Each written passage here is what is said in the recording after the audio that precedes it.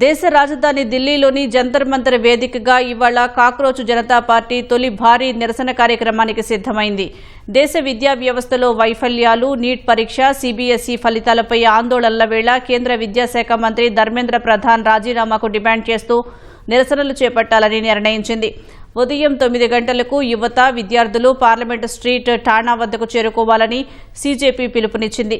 ఇప్పటి వరకు సోషల్ మీడియాలో మాత్రమే కనిపించిన పార్టీ వ్యవస్థాపకుడు అభిజిత్ దిప్కే అమెరికా నుంచి తొలిసారి భారత్ వచ్చి ఈ ధర్నాకు నాయకత్వం వహిస్తున్నారు. శాంతియుతంగా మాత్రమే ఉద్యమిద్దామన్న సీజేపీ పోలీసుల చేతికి కృతజ్ఞతగా పుష్పాలు అందించాలని సూచించింది. మరోవైపు ఈ నిరసనకు సీజేపీ ఎలాంటి అనుమతి తీసుకోలేదని ఢిల్లీ పోలీసులు స్పష్టం చేశారు. ముందు జాగ్రత్తగా జంతర్ మంతర్ పరిసరాల్లో భారీగా బలగాలను మోహరించారు. నిరసనలకు ప్రముఖ విద్యావేత్త, పర్యావరణ ఉద్యమకారుడు సోనం వాంగ్చుక్ సైతం హాజరయ్యే అవకాశం ఉంది.